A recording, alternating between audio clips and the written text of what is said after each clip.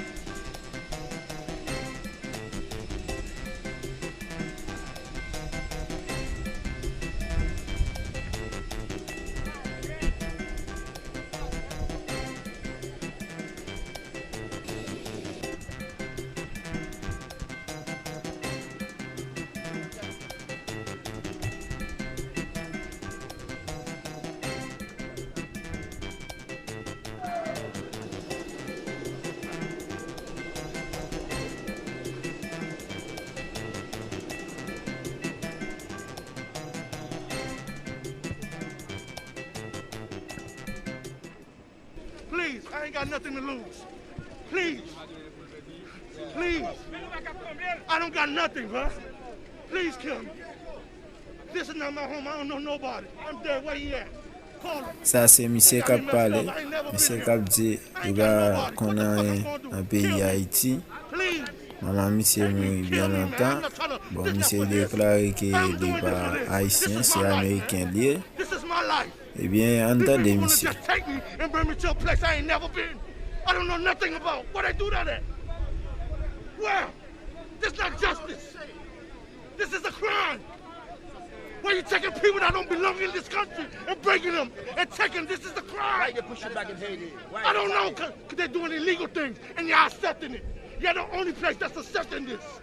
Haiti is the only place that's accepting this shit. Where you was born, exactly. Haiti in America. In America. In America. From Haitian family or American family? From a Haitian family. Yeah.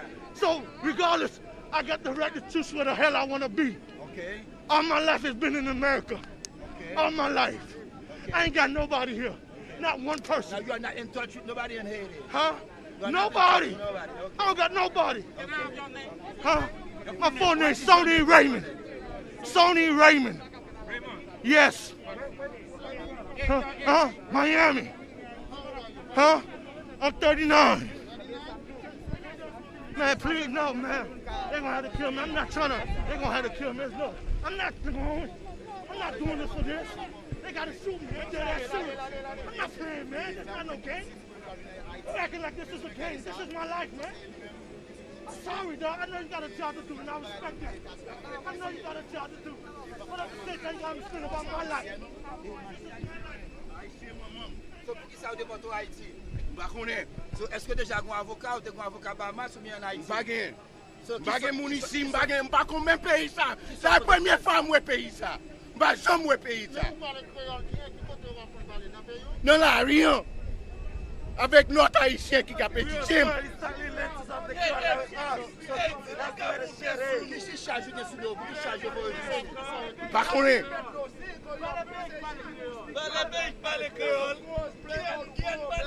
On your birthday, you don't speak Creole at all, man. Send me That home. make no sense because you speak on what else.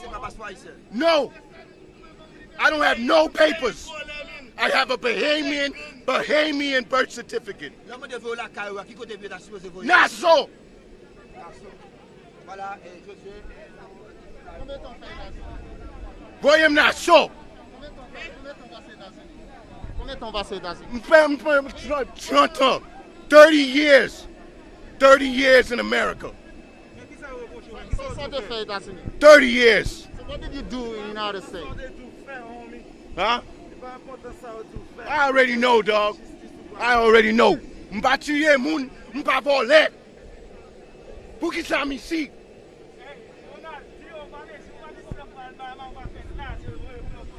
Voyez Merci d'être que tu choisi regarder vidéo. Eh bien, m'attends nous pour une autre vidéo m'a poster.